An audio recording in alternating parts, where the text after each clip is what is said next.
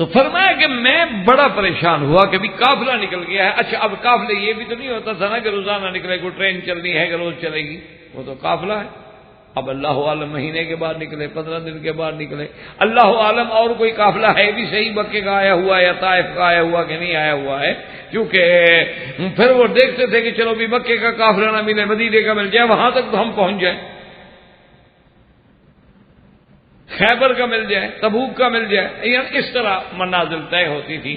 تو فرمایا میں بہت پریشان تھا, میں ایک دیوار کے سائے کے نیچے آ کے ایسے بیٹھ گیا اور پریشانی میں ہوں کہ ایک بندہ آیا, اس نے مجھے ہاتھ سے اٹھایا کہ کیا بات ہے, کیوں پریشان بیٹھے؟ میں نے کہا بس میرا قافلہ بچھڑ گیا ہے. اس نے کہا اچھا تم یہ بتاؤ کہ تم کون ہو؟ میں نے کہا قرشی ہوں, قریش سے. کہاں سے ہو؟ انہوں نے کہا مکہ سے. نام کیا ہے تمہارا؟ میں نے کہا عمر ہے. کس کے بیٹے ہو؟ میں نے کہا خطاب کا بیٹا ہوں. انہوں نے کہا میرے ساتھ. کہا کہاں چلو؟ میرے گھر چلو, میرے مہمان بنو.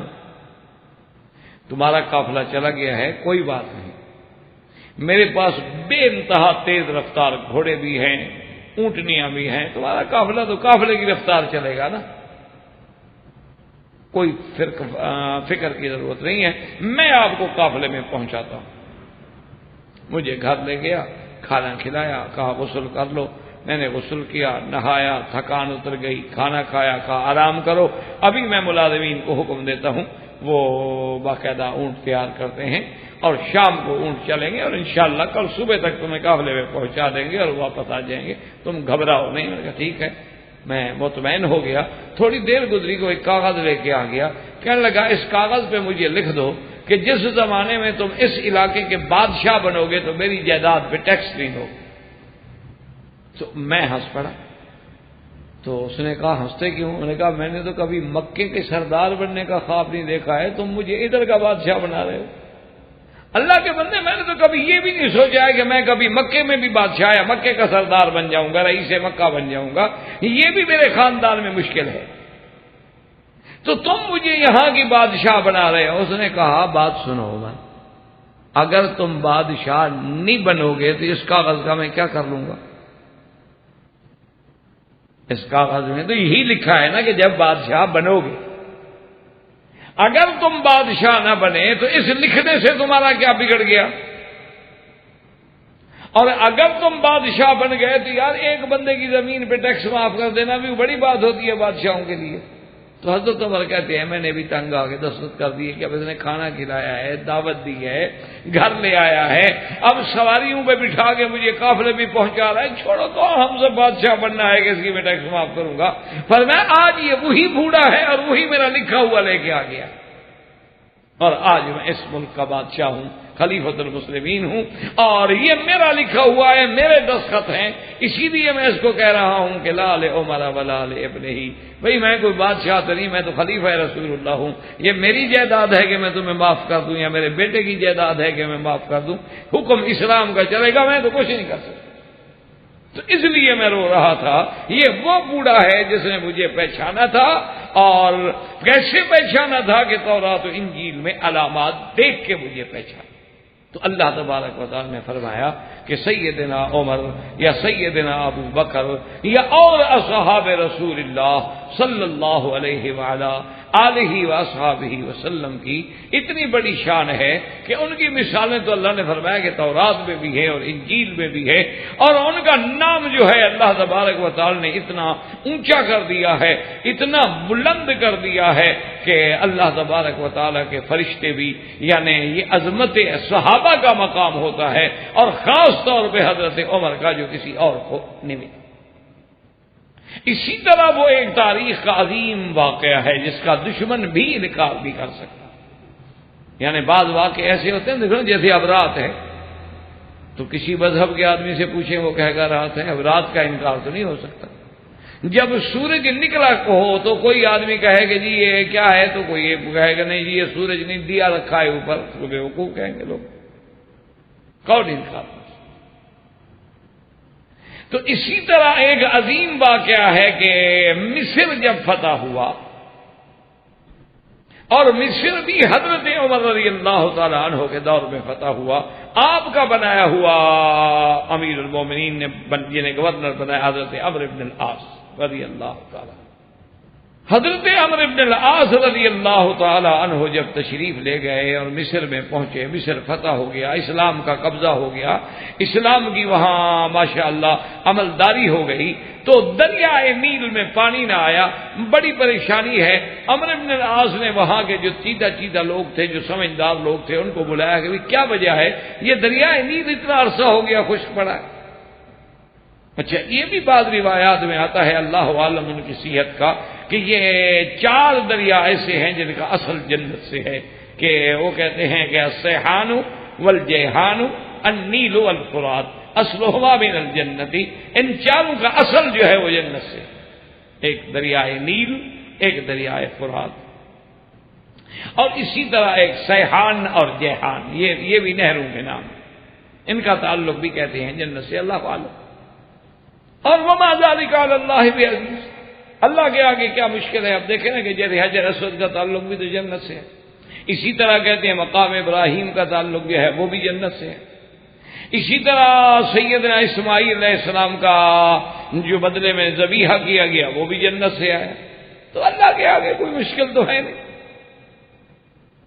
تو بہرحال دریائے نیل کے بارے میں انہوں نے کہا کہ حضرت ہمارے ہاں نیل میں ایک رسم ہے کہ فلاں مہینے کی فلاں تاریخ کو ہم اس دریا کی نظر چڑھاتے ہیں، اور وہ نظر یہ ہوتی ہے کہ کنواری لڑکی ہو، خوبصورت ہو، اور پورے لباس اور پورے جمال اور پورے زیوروں سے مرصع ہو، اور پھر اس لڑکی کو لے کر ہم بڑے جلوس کی شکل میں آ کے دریا کے درمیان میں دریا کی نظر کر دیتے ہیں، ہم چلے جاتے ہیں، وہ لڑکی ڈوب جاتی ہے اور دریا بھی آ جاتا ہے، پانی آ جاتا ہے۔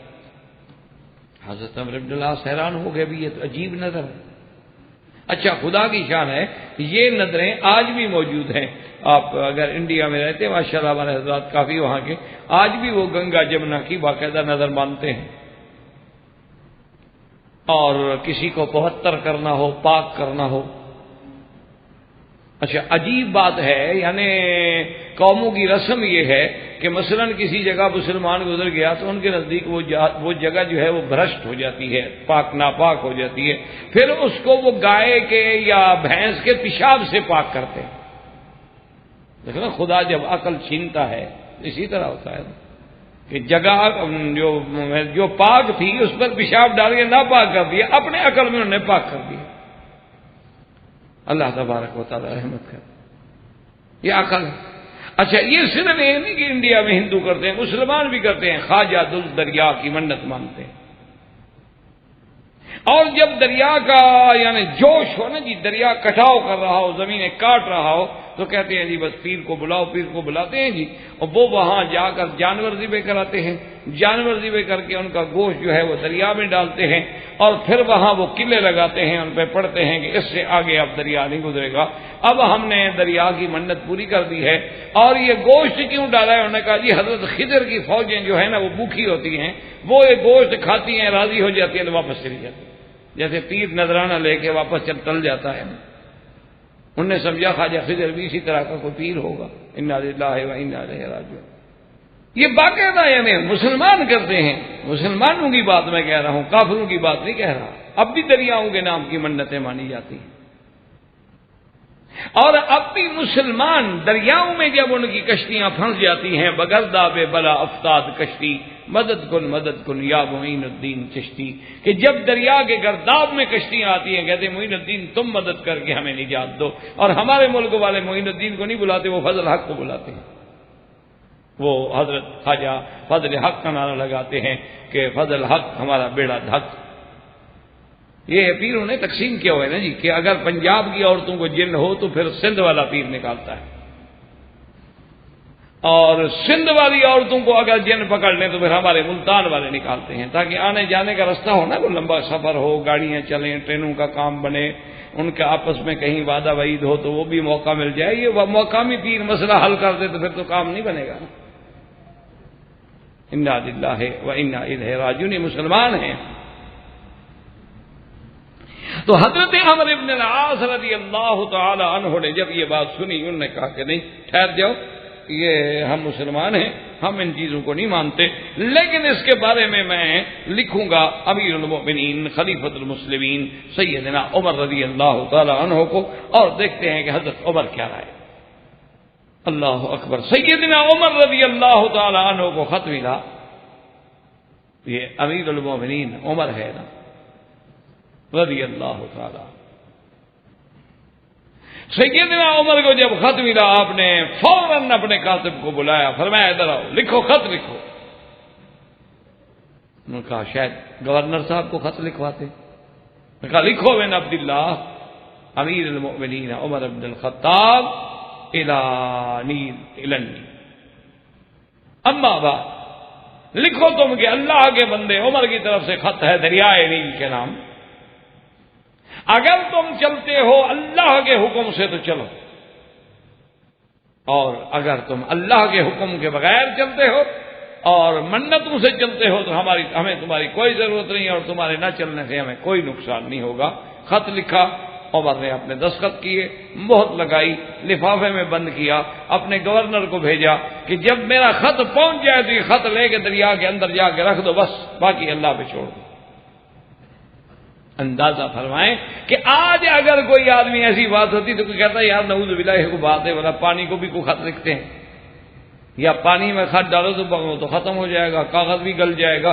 حضرت عمر نے کیسے کر دیا؟ لیکن عمرو بن العاص بھی صحابی ہے رسول اللہ کا، اور گورنر ہے امیر المؤمنین، جانتا ہے کہ عمر ایسے بات نہیں کر سکتا، عمر تو محدث ہے، وہ تو تب بات کرتا ہے جب اللہ الہام فرماتے ہیں، اللہ اس کے دل میں ڈالتے ہیں۔ مطلب اتنی بڑی بات، وہ تو توحید کو ثابت کرنے کے لیے، شرک کو مٹانے کے لیے اگر عمر نے یہ خط لکھا ہے تو اس میں کوئی حکمت۔ انہوں نے اپنے چند آدمی ساتھ کیے اور خط لے کے چل پڑے، اور جا کے دریا کے درمیان میں اس خط کو رکھا اور واپس آ گئے۔ فرماتے ہیں کہ اسی رات، یہ تاریخ مصر کا پہلا واقعہ ہے کہ 10 ہاتھ کے قریب جو ہے اسی ایک رات میں پانی اوپر چڑھ گیا، ورنہ پانی آتا تھا پہلے، چڑھتا تھوڑا تھوڑا تھوڑا، چند دنوں میں جا کے پورا ہوتا تھا، لیکن ایک ہی رات میں پانی جو ہے 10 ہاتھ اونچا ہو گیا، اور اس کے بعد آج تک وہ بند نہیں ہوا حضرت عمر کے خط کے بعد۔ تو حضرت عمر رضی اللہ تعالیٰ عنہ کو اللہ نے یہ عظمتیں بھی عطا فرمائی تھی کہ آپ نے یعنی صرف یہ نہیں کہ انسانوں پہ حکومت کی ہے، آپ نے فضاؤں پہ، دریاؤں پہ بھی حکومت کی ہے۔ اور اسی طرح بے عین ہی ایک صحیح حدیث مبارک میں واقعہ ہے کہ سیدنا عمر بن الخطاب رضی اللہ تعالیٰ عنہ مسجد نبوی میں کھڑے ہیں، حضور صلی اللہ علیہ وسلم کے منبر پہ خطبہ پڑھا رہے ہیں، اور اسی خطبے میں دوران میں فرماتے ہیں کہ یا ساریت الجبل، یا ساریت الجبل، یا ساریت الجبل۔ صحابہ حیران پریشان ہو گئے کہ حضرت عمر کو کیا ہو گیا بھائی، عجیب بات ہے، ساریہ جبل، ساریہ جبل۔ اور ساریہ تو صحابی کا نام ہے، وہ تو جنگ پہ گئے ہوئے ہیں، اور وہ جنگ لڑ رہے ہیں نہاوند میں، اور نہاوند مدینہ منورہ سے 1 مہینے کا سفر ہے، اور حضرت یہاں سے کھڑے کھڑے بلا رہے ہیں کہ ساریہ جبل جبل، یہ کیا ہو رہا ہے؟ جب جمعہ سے فارغ ہو گئے تو سب لوگوں نے حضرت امیر المومنین سے پوچھا کہ حضرت خیر تو تھی، آج تک آپ نے کبھی خطبہ رسول میں، خطبہ نبی میں ایسی بات نہیں فرمائی، آج آپ کیا کہہ رہے تھے یا ساریت الجبل، یا ساریت الجبل؟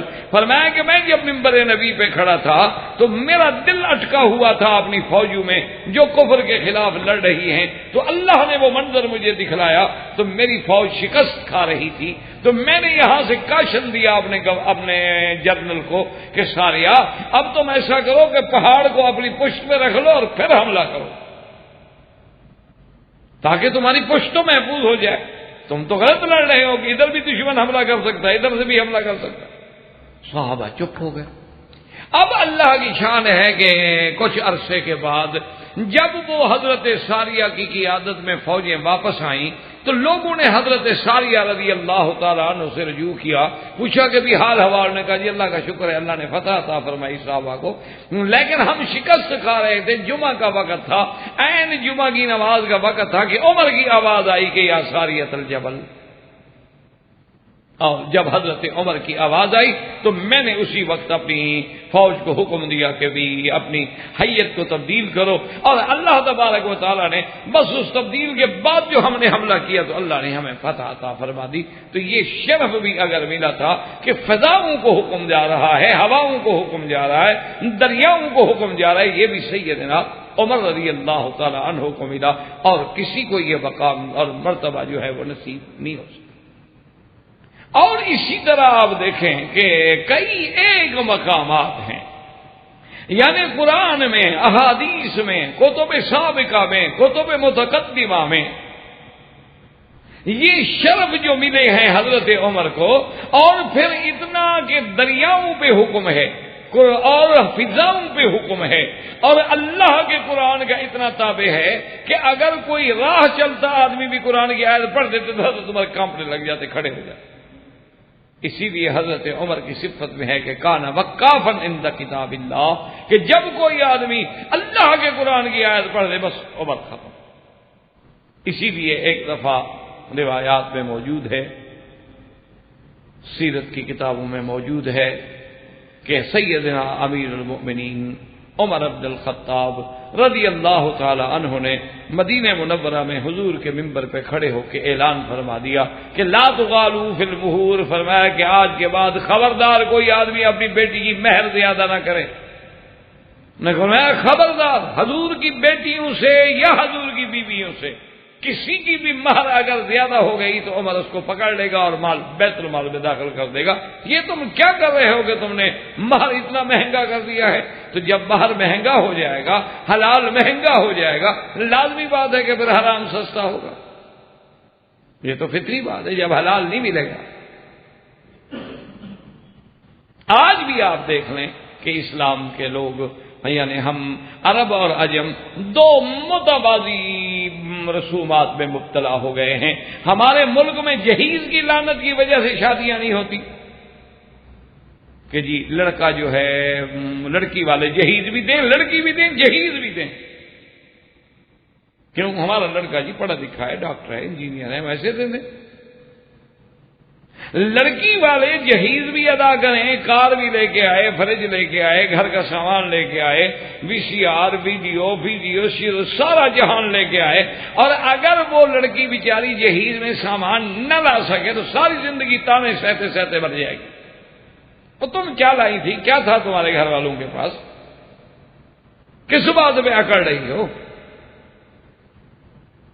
اور یہاں الٹ رواج ہے کہ جناب پہلے تو 1 لاکھ حق المہر ادا کرو، یا 10,000 یا 20,000، اور اس کے بعد جب شادی کرنی ہو تو جو افراح ہیں، شادی گھر ہیں، وہاں ماشاءاللہ جو بڑے ہیں ان کا تو 5-5، 10-10 لاکھ ریال ایک رات کا کرایہ ہے۔ اب تو 5 اسٹار ہوٹلوں میں بھی باقاعدہ دعوتیں ہوتی ہیں۔ پتہ نہیں وہاں عمل بالحدیث ان کا کہاں چلا جاتا ہے۔ بس حدیث صرف ہمیں نماز کے لیے آئی ہے کہ نماز کیسے پڑھو بس، یا مسواک کیسے کرو۔ وہاں جو 3 منزلہ حقے رکھے ہیں وہاں تو کوئی نہیں سمجھاتا ان کو۔ ایسے معلوم ہوتا ہے جیسے مسجد کا مینار رکھا، تاش ہے، حقے ہے، گانا ہے، اور نعوذ باللہ مووی ہے، اور باقاعدہ ویڈیو پہ فلمیں بن رہی ہیں، اور تمام عورتیں جو ہیں ان کی فلمیں بن رہی ہیں، اور وہی فلمیں پھر غیر مرد جا کے دیکھتے ہیں۔ ایک فستان جو ہے اس کی سلائی 5-5 ہزار ریال ہے۔ یہ بھی عمل بالحدیث ہے۔ انا للہ و انا الیہ راجعون۔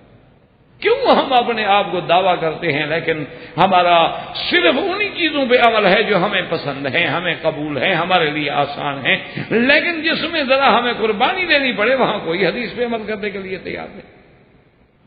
حضرت عمر رضی اللہ تعالیٰ نے حکم کیا، ایمان سے کہیں کہ مصلحت عامہ کے تابع تو حضرت عمر کا حکم ٹھیک تھا،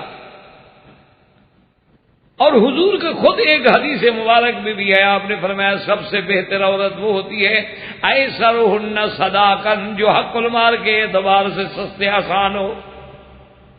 کیوں؟ انہوں نے کہا تو عورت تو وہی اچھی ہوتی ہے، تکلیف نہ ہو خامند کو، بغیر پریشانی کے، بس ایک حق المال شریعت کا حکم ہے، لکھ دیا جاتا ہے اور دے دیا جاتا ہے، بس بات ختم ہوگا۔ حضرت عمر رضی اللہ تعالیٰ عنہ نے آرڈر کیا، اور اس کے بعد آرڈر کرنے کے بعد جب سیدنا عمر رضی اللہ تعالیٰ عنہ اترے، خدا کی شان ہے کہ آپ جب مسجد نبی کے باہر جانے لگے تو ایک بوڑھی عورت کھڑی کی، اس نے حضرت عمر کا ہاتھ پکڑ لیا اور کہا ٹھہرو عمر ٹھہر گیا۔ اس نے کہا آپ نے یہ کیسے حکم دیا ہے کہ حق المہر جو ہے تھوڑی ہو زیادہ نہ ہو، میں چھین لوں گا، میں یہ کر لوں گا۔ آپ کون ہیں چھیننے والے؟ اللہ کے قرآن میں ہے کہ آتے تم احداہن قنطارن، قنطار کہتے ہیں ڈھیر سارا سونا، تو اللہ کہتا ہے ڈھیر سارا سونا دے سکتے ہو، تم کیوں پابندی لگا رہے ہو؟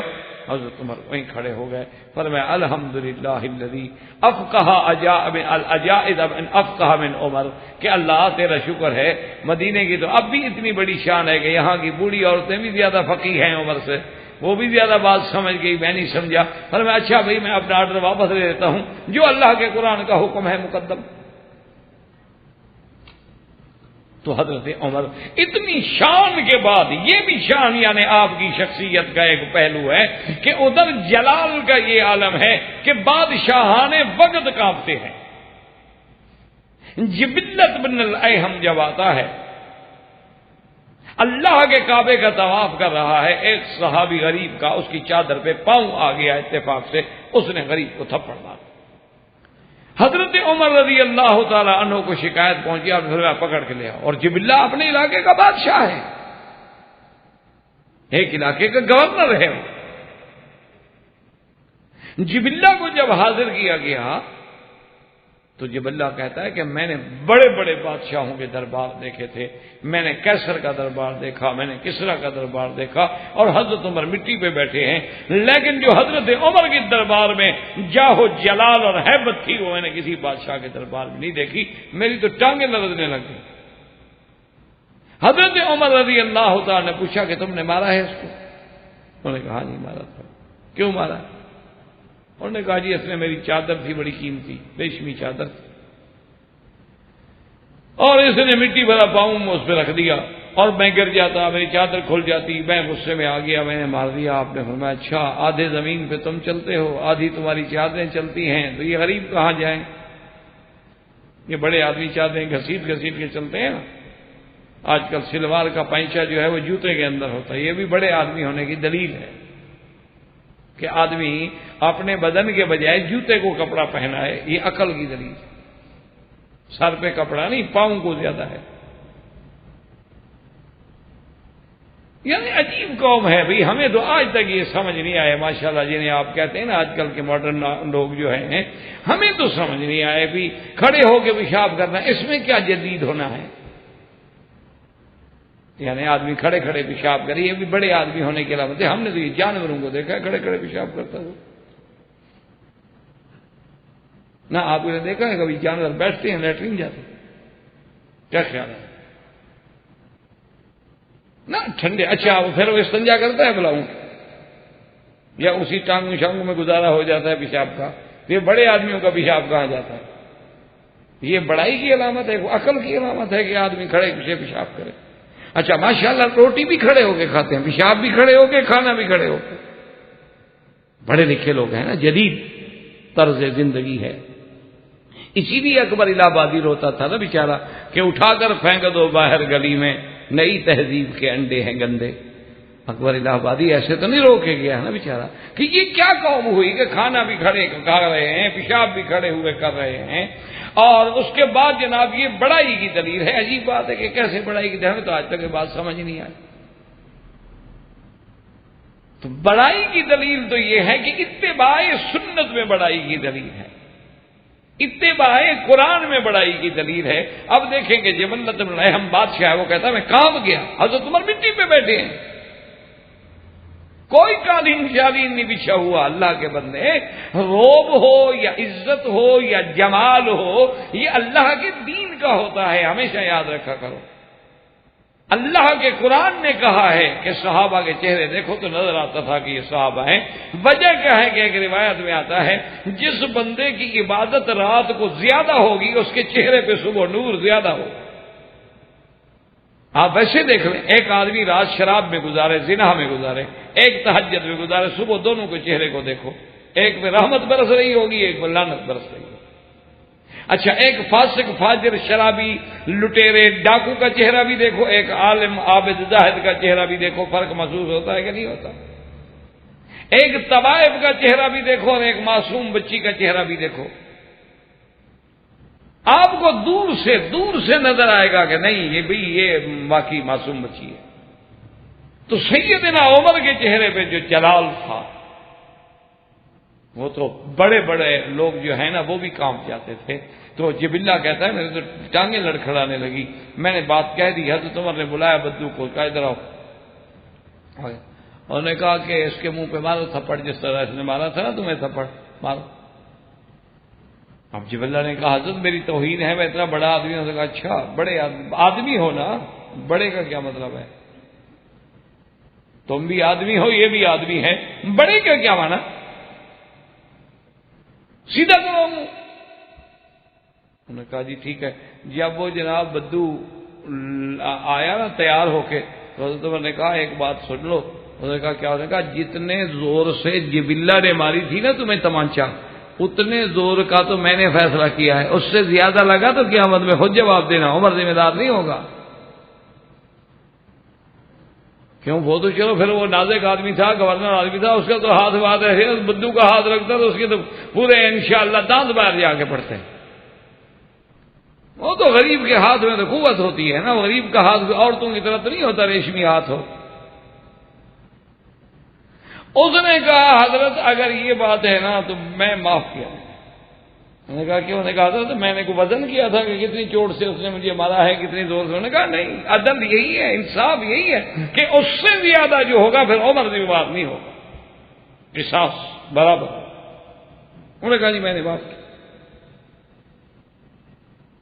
اسی طرح سیدنا عمر رضی اللہ تعالی عنہ کے بارے میں ہے، یعنی عجیب تھا نا عمر، اللہ اس کی مزار پہ پہلے ہی رحمتیں ہیں، اور اللہ قیامت تک اور رحمتیں اور عظمتیں نصیب فرمائیں، اور اللہ ہمارے دلوں میں سیدنا عمر، سیدنا ابو بکر، خلفائے راشدین، عثمان و علی رضوان اللہ علیہم کی محبت اور ادب پیدا فرمائے۔ حضرت عمر رضی اللہ تعالیٰ عنہ رات کو گشت کر رہے ہیں، آپ نے اپنے خادم سے فرمایا کہ ادھر آؤ، معلوم ہوتا ہے کہ اس گھر کے اندر مجھے دور سے تھوڑی تھوڑی آواز آ رہی ہے، معلوم ہوتا ہے کہ کوئی عورت گانے والی بھی ہے اور کوئی بندہ شراب پی رہا۔ اس نے بھی کان لگا، انہوں نے کہا حضرت شک تو مجھے بھی پڑتا ہے۔ حضرت عمر رضی اللہ تعالیٰ نے پھر تسلی کر لی، اور تسلی کرنے کے بعد ایک مقام سے دیکھا تو اندازہ جگہ موجود تھی، آپ نے دیوار سے پھلانگا، خادم نے بھی پھلانگا تو اندر عورت بھی موجود تھی، شراب کی بوتل بھی موجود تھی، اور مرد بھی نشے میں تھا، اور عورت بھی گا رہی تھی۔ تو انہوں نے کہا اچھا عدو اللہ، تمہیں پتا تھا کہ تم کمرے بند کر کے یہاں دور تنہائی میں شرابیں پیو گے اور گناہ کرو گے اور عمر کو دھوکہ دو گے، عمر کو پتہ نہیں لگے گا؟ تم نے کیا سوچا ہوا تھا کہ عمر سویا ہوا ہے؟ اللہ نے مجھے خلیفہ بنایا ہے، میں تو ذمہ دار ہوں اس ملک کا، میری ذمہ داری ہے، میں کیسے آرام کر سکتا ہوں؟ ابھی میں تمہیں بتاتا ہوں تمہارے جرم کی۔ اچھا وہ آدمی بڑا سمجھدار تھا، اس نے کہا کہ عمر بات سنو کہ میں نے جو جرم کیا ہے، میرا جرم تو ہے سامنے، عورت موجود ہے، بوتل موجود ہے، میں موجود ہوں، نشہ بھی ہے، میرے جرم کا تو مجھے انکار ہی نہیں ہے، لیکن حضرت آپ نے بھی جرم کیا۔ حضرت عمر گھبرا گیا، انہوں نے کہا کیا بات کہہ رہے ہیں؟ اس نے کہا حضرت جرم میں نے بھی کیا ہے، جرم آپ نے بھی کیا۔ حضرت نے کہا کیا کہہ رہے ہو؟ انہوں نے کہا اللہ کا قرآن کہتا ہے فَأْتُوا الْبُيُوتَ مِنْ أَبْوَابِهَا، کسی کے گھر میں آؤ تو دروازے سے آؤ، اذن لے کے آؤ، چھلانگ لگا کے دیواروں سے آنے کا حکم نہیں۔ آپ نے قرآن کے حکم کو توڑا ہے۔ اللہ کا قرآن کہتا ہے وَلَا تَجَسَّسُوا، کان لگا کے لوگوں کے عیب نہ ڈھونڈو۔ تم نے کان لگا کے کیسے سنا کہ اندر گانا ہو رہا ہے؟ آپ نے بھی تو قرآن کی خلاف ورزی کی ہے۔ فبکا عمر، حضرت عمر، انہوں نے کہا بھائی تم ٹھیک کہتے ہو، اور اس وقت حالت بھی یہ تھی نا کہ خود آپ گواہ تھے، اور تو گواہ تھا نہیں، یا تو غلام تھا یا مدعی خود حضرت امیر المومنین تھے۔ انہوں نے کہا اچھا تم آگے توبہ کرتے ہو؟ انہوں نے کہا جی میں تو پکی توبہ کرتا ہوں۔ انہوں نے کہا اس دفعہ میں بھی تمہارے گناہوں پہ پردہ ڈالتا ہوں، اور تم بھی میری غلطی پہ پردہ ڈال دو، جب قرآن آ جائے عمر آگے نہیں ہٹ سکتا۔ تو سیدنا عمر رضی اللہ تعالی عنہ کو اللہ تبارک و تعالی نے ایسے تو نہیں حضور نے فرمایا کہ میری امت میں اگر کوئی محدث ہے جس کے زبان پہ اللہ الہام فرماتے ہیں وہ عمر ہے، اور فرمایا کہ ان اللہ جعل الحق علی لسان عمر، اور حضور نے فرمایا ان الشیطان لیفرق من عمر، کہ شیطان عمر سے ڈرتا ہے۔ اور ایک روایت میں یہ آتا ہے کہ جس دن سے عمر مسلمان ہوا ہے اس دن سے جو عمر کے ساتھ شیطان لگایا گیا تھا نا کریم، جب بھی عمر کو دیکھتا ہے تو گر جاتا ہے، اس کو اتنی طاقت نہیں ہوتی کہ عمر کے سامنے آ سکے۔ یہ شان بھی اللہ تبارک و تعالی نے سیدنا عمر کہ حضور جس کے بارے میں گواہی دے کہ ان الشیطان لا یفرق من عمر، کہ عمر تو سے شیطان ڈرتا ہے، یعنی دنیا ڈرتی ہے کہ وہ ہمیں وسوسے میں نہ ڈال دے، ہمیں گمراہ نہ کر دے، لیکن اللہ نے ان کو اتنی قوت ایمان دی تھی، اتنی عظمت دی تھی کہ شیطان ڈرتا ہے۔ اور ایک حدیث میں حضور نے فرمایا عمر جس راستے سے تم چلتے ہو وہ گلی بھی شیطان چھوڑ کے بھاگ جاتا۔ اچھا، خدا کی شان یہ ہے، اللہ معاف فرمائے، آپ کے ہند کا واقعہ ہے، تاریخوں میں موجود ہے کہ وہاں بادشاہ تھا، اور اس دور میں اللہ معاف کرے اس کی جو ملکہ تھی، اس کی ملکہ کے گویا کہ نعوذ باللہ جیسے طوطے میں کسی کی جان ہوتی ہے نا، تو اس بادشاہ کی جان جو ہے وہ ملکہ میں ہوتی تھی، تو وہ بادشاہ کے کندھے پہ ہاتھ رکھ کے بیٹھتی تھی پردے کے پیچھے سے، اور بادشاہ دربار میں فیصلے کرتے تھے، اور جب وہ ہاتھ اٹھا لیتی تھی تو بادشاہ سمجھ جاتے تھے کہ اب وہ ملکہ جو ہے تھک گئی ہے، لہذا اس کے بعد میں نے فیصلہ نہیں کرنا، وہ چلے جاتے تھے۔ یہ نور جہاں کے بارے میں جو واقعات آتے ہیں کتابوں میں، اس کا ایک استاد تھا جس کا نام نور اللہ شاستری تھا۔ یہ نور اللہ شاستری جو ہے یہ اصل میں یہ رافضی تھا، دشمنان صحابہ میں سے تھا، اور یہ بہت بڑا ان کے مذہب کا مولوی تھا۔ یہ اہل سنت والجماعت کے پردے میں ہندوستان چلا گیا اور وہاں اپنے آپ کو اہل سنت والجماعت ظاہر کیا، اور اصل میں وہ اس ملکہ نور جہاں کا استاد بھی تھا، اس کو بھی پڑھاتا رہا اور دربار میں اثر رسوخ بھی پیدا کرتا رہا، حتیٰ کہ ایک وقت آ گیا کہ اس کا پوری دربار پہ، کابینہ پہ، وزیروں پہ، مشیروں پہ، کیونکہ ملکہ جو اس کے ساتھ ہے اس کی شاگرد ہے، تو اتنا اثر ہو گیا کہ اب وہ سمجھ گیا کہ اب مجھے نقصان پہنچانا آسان نہیں ہے، تو اس نے آہستہ آہستہ پر پرزے نکالے اور اس نے ظاہر کیا کہ بھی میں تو سنی نہیں ہوں، میں تو اہل سنت نہیں ہوں، میں نے تو تقیہ کیا۔ بہرحال تو اس نے جناب ایک قصیدہ لکھا، ایک شعر لکھا فارسی کا، جس کا معنی یہ ہوتا تھا کہ میں اپنی عمر سے اس لیے بیزار ہوں کہ میری عمر میں بھی تو عمر کا نام آتا ہے نا۔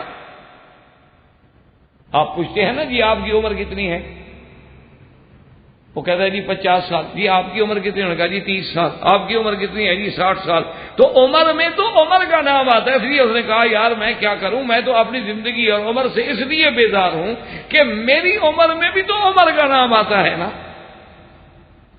یعنی حضرت عمر کی توہین میں یہ شعر لکھا، اور یہ شعر چلتے چلتے چلتے چلتے بادشاہ تک بھی پہنچ گیا۔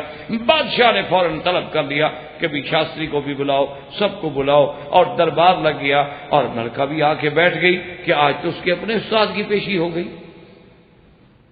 اب جناب جب وہ بادشاہ دربار میں آئے تو انہوں نے پوچھا نور اللہ شاستری سے، اب اس کو پتا تھا کہ میرا بادشاہ کیا بگاڑ سکتا ہے، ساری کابینہ میرے ساتھ ہے، سارے منسٹر میرے ساتھ ہیں، وزیر میرے ساتھ ہیں، مشیر میرے ساتھ ہیں، بادشاہ اکیلا کیا کر لے گا؟ تو وہ بڑے تمطراق سے آیا، اس نے کہا مجھے یہ بات پہنچی ہے کہ حضرت عمر کی شان میں گستاخی کرتے ہوئے آپ نے یہ شعر لکھا ہے۔ انہوں نے کہا کہ ہاں جی میں نے لکھا، بڑے دھڑلے سے کہا کہ ہاں جی میں نے لکھا۔ تو بادشاہ نے کہا اللہ کے بندے سوچ لو، سمجھ لو، حضرت عمر خلیفہ رسول اللہ ہیں، حضرت عمر جو ہیں وہ حضور صلی اللہ علیہ وسلم کے وزیر ہیں، حضور کے خلیفہ ثانی ہیں، حضور کے ساتھ بازار میں آرام فرما ہیں، اور تم ان کی ذات میں اگر ایک آدمی نہیں مانتا لیکن گستاخی کا تو حق نہیں۔ انہوں نے کہا جی بہرحال میں اچھا نہیں سمجھتا، میں نے کہا ہے۔ جب بادشاہ نے سے بارہ پوچھا تو ملکہ نے پیچھے سے ہاتھ اٹھایا لیکن بادشاہ پھر بھی بیٹھا رہا، اور پھر ملکہ نے پیچھے سے گریبان پکڑ کے کھینچا کہ مہربانی کرو اب فیصلہ نہ کر رہے بادشاہ جلدی میں، تو بادشاہ نے پرواہ نہ کی۔ پھر ملکہ نے زور سے جب کھینچا تو بادشاہ نے غصے میں آ کے اپنا ہاتھ جو تھا نا ایسے الٹا ہاتھ مارا ملکہ کو اور کہا کہ جانے من جان دادن ایمان نہ دادن، تمہارے ناراض ہونے سے زیادہ یہ ہو جائے گا نا کہ میں مر جاؤں گا، میں جان دے سکتا ہوں ایمان نہیں دے سکتا کہ عمر کی گالی سنوں، یہ کیسے؟ تو بادشاہ نے ان کی سزائے موت کا فیصلہ کیا، جس کو اسی لیے کہتے ہیں ہمارا شہید پنجو، وہ ہمارا شہید ہو گیا تھا۔ بھئی حضرت عمر کو گالی دینے والا شہید تھوڑا ہو جاتا، اللہ تبارک و تعالیٰ رحم فرمائے۔ تو اللہ تبارک و تعالیٰ نے اس نام میں بھی اتنی یعنی عظمت رکھی تھی، اللہ نے حضرت عمر رضی اللہ تعالیٰ عنہ کو وہ مقام بخشا تھا کہ یعنی جس کے بارے میں اللہ کا نبی گواہی دے کہ ان الشیطان لیفرق من عمر۔ اور بھی کئی روایات ہیں جو اس بات پہ دلالت کرتی ہیں، زندگی باقی تو بات باقی۔ وآخر دعوانا ان الحمدللہ رب العالمین۔ برادران اسلام، واجب الاحترام بزرگوں، دوستوں، بھائیوں، عزیز نوجوانوں، خلفاء راشدین کے دروس کے ضمن میں الحمدللہ اللہ تبارک و تعالیٰ کی رحمت سے سیدنا امیر المؤمنین عمر بن الخطاب رضی اللہ تعالی عنہ کے ضمن میں درس سابقہ میں باتیں ہوئی تھیں۔ آج بھی سیدنا عمر بن الخطاب رضی اللہ تعالی عنہ کے بارے میں دو باتیں ہیں جو مصطلحات علماء ہیں۔ ایک کہتے ہیں اولیات عمر، اور ایک چیز ہے جس کو کہا جاتا ہے موافقات عمر رضی اللہ تعالی۔ اولیات عمر کا معنی یہ ہوتا ہے کہ وہ کام جو سب سے پہلے جن کی ابتدا جو ہے وہ سیدنا عمر رضی اللہ تعالی عنہ نے کی۔ تو علماء نے مختلف کتابوں میں، استیاب میں، اسی طرح اور تواریخ کی کتابوں میں، سیر کی کتابوں میں لکھا ہے کہ سب سے پہلے اول من لقب امیر المؤمنین، سب سے پہلے امیر المؤمنین کا لقب صحابہ میں رضوان اللہ تعالی علیہم اجمعین نے جس نے اختیار کیا ہے وہ سیدنا عمر ہے۔ چونکہ جب سیدنا ابی بکر رضی اللہ تعالی عنہ کی وفات ہو گئی تو کچھ عرصے تک آپ کو لکھا جاتا تھا خلیفۃ رسول اللہ، کیونکہ حضور کے خلیفہ ابو بکر ہیں،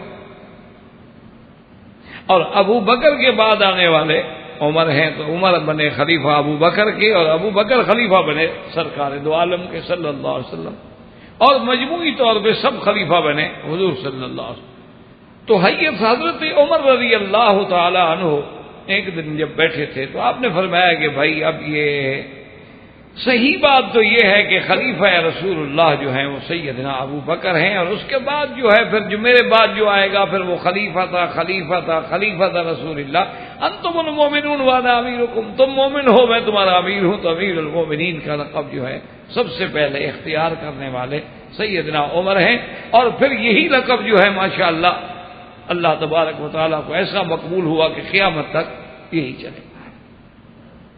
تو یہ اولیت جو ہے یہ بھی سیدنا عمر کو نصیب۔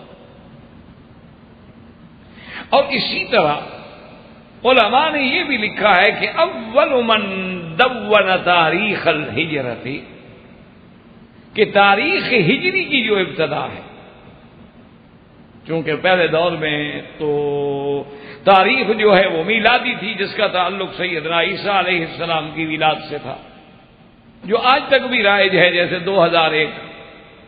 تو یہ سنہ میلادی ہے، اس کی بنیاد جو ہے وہ عیسیٰ علیہ السلام کی پیدائش۔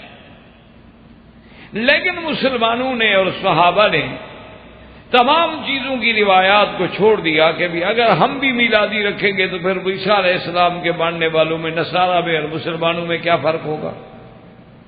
اور اگر ہر پیغمبر کی پیدائش کو تاریخ کی ابتدا بنایا جائے تو پھر آدم علیہ السلام، ابراہیم علیہ السلام، نوح علیہ السلام کس پیغمبر کا بنایا تھا؟ اسی طرح بعض علماء نے فرمایا کہ حضور صلی اللہ علیہ وسلم کے معراج سے حضور صلی اللہ علیہ وسلم کی بعثت سے جب آپ پر سب سے پہلے قرآن اترا ہے، لیکن سب کی رائے جو تھی اور سیدنا عمر کی رائے اور تدوین کرنے والے تاریخ ہجری کی وہ حضرت عمر ہے۔ آپ نے فرمایا ہجرت جو ہے وہی ہے دراصل اسلام کی عظمت کا سوال، اور اللہ تبارک و تعالیٰ کو بھی یہی منظور تھا کہ وہ ہجری تاریخ کا جو مسئلہ ہے یعنی وہ قیامت تک کے لیے قبول ہو گیا، اور اس کی سب سے پہلے ابتدا کرنے والے جو ہیں وہ سیدنا عمر۔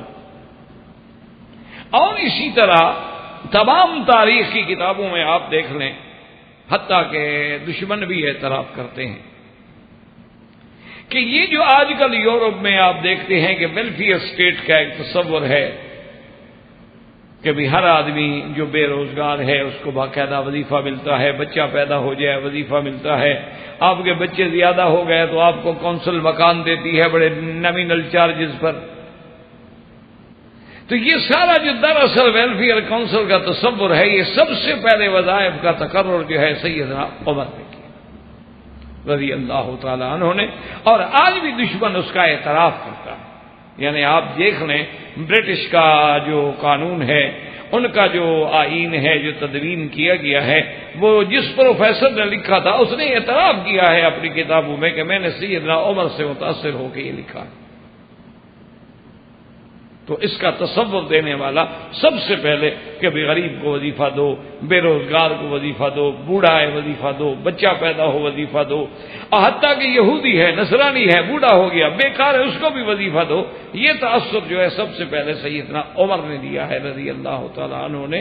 یہ شان بھی حضرت عمر کی ہے کہ عمر جیسا آدمی جو ہے وہ کھڑے ہو کے کہتے تھے کہ اگر دریائے نیل یا دریائے فرات کے کنارے پہ کوئی کتا بھی بھوک سے مر جائے تو اس کا جواب بھی قیامت میں عمر دے گا۔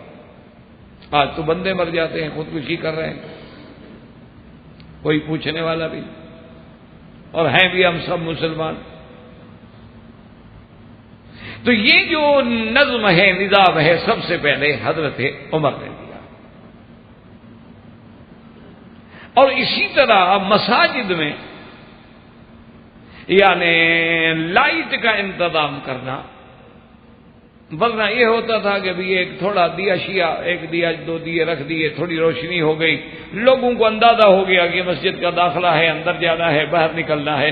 لیکن ایک دفعہ سیدنا علی رضی اللہ تعالیٰ عنہ جو آئے تو دیکھا رمضان المبارک کا مہینہ تھا اور مسجد میں قنادیل لٹکے ہوئے ہیں اور لیمپ لٹکے ہوئے ہیں اور بڑی روشنی ہے۔ تو انہوں نے پوچھا بھی یہ کس نے کیا؟ تو انہوں نے کہا کہ حضرت عمر نے کیا تھا اور ان کے آرڈر تھے۔ تو آپ نے بڑے خوش ہو کے دعا کی، فرمایا نور اللہ فی قبر عمر کما نور مساجدنا، کہ اللہ عمر کی قبر کو بھی ایسے منور کر دینا جیسے اس نے ہماری مساجد کو منور کر دیا۔ تو یہ اولیت جو ہے یہ بھی سیدنا عمر کو ملی رضی اللہ تعالی۔ اور اسی طرح یاد رکھیں کہ ایک قاری قرآن پر رمضان المبارک میں جمع ہو کے تراویح کا پڑھنا اور 20 رکعت پڑھنا، اس کی ابتدا کرنے والا بھی عمر رضی اللہ تعالی عنہ۔ کہ آپ دیکھیں کہ حضرت عمر رضی اللہ تعالی عنہ جب تشریف لائے اور انہوں نے مسجد نبوی میں دیکھا کہ ماشاءاللہ رمضان المبارک میں بڑی رونق ہے، کوئی حافظ ادھر پڑھ رہا ہے، کوئی قاری وہاں پڑھ رہا ہے، کسی کے ساتھ 10 آدمی، کسی کے بعد 20 آدمی، کسی کے بعد 4 آدمی ہیں۔ تو آپ نے فرمایا کہ یار یہ علیحدہ علیحدہ پڑھنے کے بجائے ایسا کیوں نہ ہو کہ ہم مسلمانوں کو ایک امام پہ جمع کر دیں۔ فجمعہم علی ابی بن کعب، آپ نے حضرت ابی بن کعب، کیونکہ حضرت ابی بن کعب وہ ہیں جن کے بارے میں اللہ کے نبی نے فرمایا کہ اقرؤکم ابی، کہ سب سے بہتر قرآن پڑھنے والا جو ہے قرأت سے ابی بن کعب۔ آپ نے حکم دے دیا کہ بھی علیحدہ علیحدہ نہ پڑھو، سارے جماعت جو ہے مل کے ایک امام کے پیچھے حضرت ابی بن کعب کے پیچھے کھڑے ہو کے 20 تراویح پڑھی جائیں۔ تو اس تراویح کی اور 20 تراویح کی ابتدا رکھنے والا جو ہے وہ حضرت عمر ہے، اور یہ اولیت کا شرف بھی حضرت عمر کو ملا ہے، اور تمام صحابہ نے اجماع کر لیا تو اس کا درجہ وہی ہو گیا جو سنت رسول اللہ، کہ کسی صحابی نے اعتراض نہیں کیا کہ جی ہم 20 نہیں پڑھتے۔ تو جب اجماع ہو جائے صحابہ کا اور خلیفہ راشد کا عمل ہو تو اس کا وہی مرتبہ ہوتا ہے جو سنت رسول اللہ کا ہے، علیکم سنتی وسنت الخلفاء الراشدین المہدیین۔ تو یہ شرف بھی سیدنا عمر رضی اللہ تعالی عنہ کو ملا ہے کہ آپ نے سب سے پہلے تمام لوگوں کو ایک امام کے پیچھے، ایک قاری کے پیچھے جمع کیا، اور 20 تراویح حضور صلی اللہ علیہ وسلم کی مسجد میں خیر القرون سے شروع ہوئی اور آج تک الحمدللہ قائم و دائم۔ تو یہ شرف بھی حضرت عمر کو بھی۔ اور اسی طرح یاد رکھیں کہ سب سے پہلے جس شخص نے مصر الامصار وعین القضات، کہ جس شخص نے شہروں کی حد بندی کی، جیسے ہمارے یہاں ہوتا ہے نا جی کہ یہ ڈویژن ہے، یہ ضلع ہے، یہ تحصیل ہے، یہ صوبہ ہے، یہ ہمارے ہاں جو تقسیم ہے، اس کی سب سے پہلے بنیاد رکھنے والا بھی حضرت عمر ہے کہ اس نے مصر الامصار کے بصرے کی حدود، کوفے کی حدود، الجزیرہ کی حدود، موصل کی حدود، شام کی حدود، ان سب کی تعیین کرنے والا جو ہے وہ حضرت عمر رضی اللہ تعالی۔ اسی طرح جیسے آج کل آپ دیکھتے ہیں نا جی کہ کہیں کوئی بڑی جگہ ہو تو وہاں ایک ہائی کورٹ کی بینچ آ جاتی ہے کہ جی ہائی کورٹ کی یہ بینچ ہے، اور پھر ایک جگہ سپریم کورٹ ہوتی ہے، اور اگر کوئی صوبے بڑے ہو جائیں تو وہاں سپریم کورٹ کی بھی بینچز قائم کر دی جاتی ہیں۔ تو یہ قضات کا نظام جو ہے ہر علاقے کے لیے، اس کی ترتیب دینے والا سب سے پہلے حضرت عمر۔ یہ تو آپ یورپ سے متاثر ہیں، سمجھتے ہیں کہ یہ یورپ والے پڑھے لکھے لوگ ہیں، جب مسلمان یعنی علم کے معراج پہ تھے یہ تو جاہل تھے، یہ کہاں کے پڑھے لکھے لوگ ہیں؟ یہ تو ہمارے ہاں احساس کمتری میں مسلمان مبتلا ہو گیا ہے، ہر گوری چمڑی والے کو پسند کرتا ہے، مرد ہو یا لڑکی ہو، وائٹ ہونی چاہیے بس۔ یہ تو ہماری بدقسمتی ہے، یہ تو جاہل تھے، یہ تو اجہل لوگ تھے، ان کے پاس تو کوئی نہ علم تھا، نہ سائنس تھی، نہ فلسفہ تھا، نہ منطق تھی، نہ معقول تھا۔ یہ تو سب کچھ ان کو ملا ہے غرناطہ کے کتب خانوں سے، وہاں سے انہوں نے چوری کیا اور پھر یہ جناب بڑے حاکم بن بیٹھے۔ آج بھی جائیں، کہیں سے ہیرا چرایا ہے، کہیں سے اہرام مصر کے ٹکڑے چرائے ہیں اور اپنے ملک میں لگائے ہوئے ہیں، یہ ہمارے پاس نوادرات ہیں، کوئی ایک بھی ہے ان میں تمہارا؟ ایک ثابت کر لو کہ تمہارا ہو۔ ابھی میں پیرس میں تھا، مجھے دو شانزلیزے ان کی جو بہت بڑی مشہور سڑک ہے دکھا رہے تھے کہ جی یہ دیکھو، انہوں نے کہا جی ان کا اپنا ہے، چوری اٹھا کے لے آئے ہیں۔ انہوں نے کہا جی یہ، میں نے کہا یہ بھی باہر کا ہے، مجھے یہ بتاؤ کہ ان کا اپنا کیا ہے ماں سوا اوریانی بے حیائی فحاشی کے؟ انہوں نے کیا ترقی کی ہے جی؟ ججز بنا دیے۔ سب سے پہلے کمال تو اس کا ہے کہ عین زمانہ جاہلیت سے نکلنے کے بعد اسلام نے سب سے پہلے بنیاد رکھی کہ قاضی کا تصور کیا ہوتا ہے اور امصار کیا ہوتے ہیں، اور سب سے پہلے جو آج آپ کمپیوٹر میں آپ سب ریکارڈ بنا رہے ہیں، اول من دون الدیوان عمر، سب سے پہلے یہ رجسٹریشن کا مسئلہ جو ہے حضرت عمر نے بنیاد رکھی۔ آپ تو ابھی جمع کر رہے ہیں نا کمپیوٹر میں، اور ماشاءاللہ بڑے بڑے ملکوں کے کمپیوٹروں نے بعض اوقات اچھی ترقی کی ہے کہ کوئی ان کو چور پڑ جائے، کوئی ہیکر پڑ جائے تو جو کچھ ہے وہ سارا اڑ جاتا ہے، ماشاءاللہ ترقی کی معراج پہ پہنچے ہوئے۔ جو جمع کیا نا 10 سال میں 1 سیکنڈ میں اڑ جاتا ہے، پھر یاد ہی نہیں کہ باپ کا نام کیا تھا یا دادے کا نام کیا تھا، کس کس کا باپ دادا یاد رکھیں گے؟ یہ جو قلم تھی، یہ اللہ نے جس کی قسمیں کھائی تھیں کہ نون والقلم وما یسطرون، اس کا لکھا ہوا آج بھی صدیوں ہزاروں سال کا موجود ہے، وہ کبھی ضائع نہیں ہوگا۔ اور اول من دون الدیوان عمر، سب سے پہلے حضرت عمر نے رضی اللہ تعالی عنہ نے یہ انتظام کیا۔ یہ جو آپ کہتے ہیں نا جی کہ آج ہمارے راستے موٹر ویز پہ سروس اسٹیشن ہوتے ہیں تو ہم نے تو لوٹنے کے لیے بنائے ہیں، یہ سیدنا عمر ہے کہ جس نے اسٹیشن بنا دیے تھے کہ مسافرین کو آٹا بھی ملے، ستو بھی ملے، پانی بھی ملے، کھجور بھی ملے، جہاں تک سفر کریں کسی کو جہاں کوئی ضرورت پیش آ جائے اتنے میل کے بعد سارا انتظام کر دو۔ یہ انتظام کرنے والا بھی سب سے پہلے عمر ہے رضی اللہ تعالی۔ یہ شرف بھی سیدنا عمر رضی اللہ تعالی عنہ کو ملا۔ اور اسی طرح یاد رکھیں کہ سرکار دو عالم سیدنا محمد مصطفیٰ صلی اللہ علیہ وسلم کی مسجد مبارک جو ہے وہ حضور صلی اللہ علیہ وسلم کے بعد اللہ نے جوں جوں اسلام کو عظمت دی، مسجد چھوٹی ہو گئی، لوگ زیادہ ہو گئے۔ اب آپ نہیں دیکھتے ہیں ماشاءاللہ کہ آج سے 20 سال پہلے مسجد الحرام کتنا تھی، پھر توسیع، پھر توسیع، پھر توسیع۔ ہر سال اللہ حکومت کو جزائے خیر عطا فرمائے کہ اس پہ یعنی کوئی